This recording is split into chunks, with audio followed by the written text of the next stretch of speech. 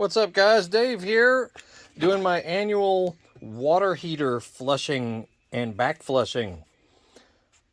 And it can vary depending on, your water supply, your city water or your well water, or wherever you get your water source. Sometimes it's not an issue for you, but for some people, the water that is feeding into your water heater is filled with sediment and minerals and stuff that can really contaminate the inside of your water tank. So it's a good idea to, basically get all the water out of it at least once a year. And it's very easy to do. You just use your standard garden hose and attach it to this spigot at the bottom of your water heater. Also turn off the heater, element. Make sure to turn all that off depending on how yours is. Now, and when you open this valve right here, with mine, it's just a flathead screwdriver, just open it up, water starts pouring out the bottom. Now, there's a couple things you can do. The water source coming in from the street, on mine, it has a valve right on top here. You could leave it open after the tank, has gotten pretty empty, and you'll be able to tell by the water going out the hose outside. When this tank is almost empty, fire this back up here, and you'll hear a very loud source with a lot of pressure going into the tank. Do that a few times, and that could stir up any sediment that's in there, and hopefully it'll run it out the bottom, and run it out your little hose outside there. And there's another thing you can do as well.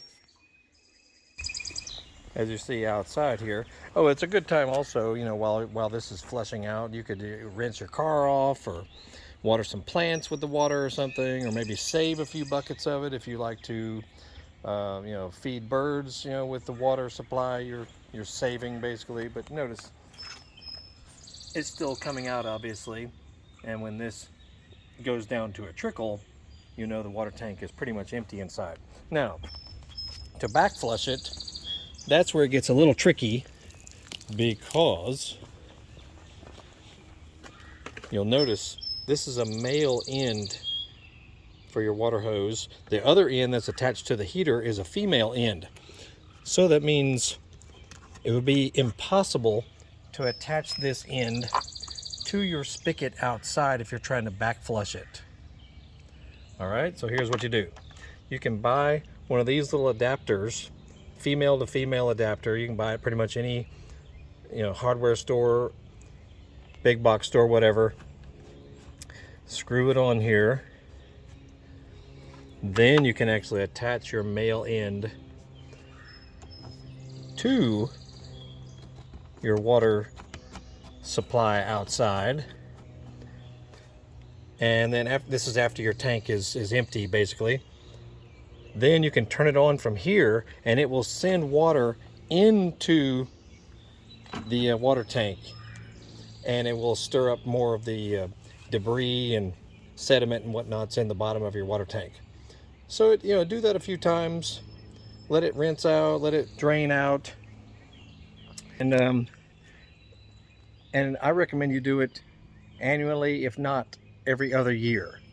It'll help your water tank last longer. It'll help the heating element last longer, especially if you have hard water or city water that's got a lot of minerals and sediment and whatnot coming into your house.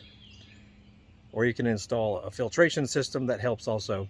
But anyway, it's a good idea to do this at least every year or every 18 months or so. Anyway, that's it. Check out other videos. We got all kinds of cool stuff on our channel that may help you working around the house or working on your car, your motorcycle, your dirt bike, chainsaws, leaf blowers, stuff.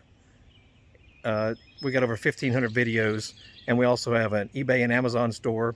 So just Google horsepower house, and you might see some stuff in our store, especially if you work on your own motorcycles, ATVs, snowmobiles, dirt bikes, stuff like that. That's mostly what we sell on our store, is things relating to power sport vehicles like that. And we got a Facebook page as well, so check it out. Y'all have a great day. Biker Dave signing off. Y'all have a good afternoon.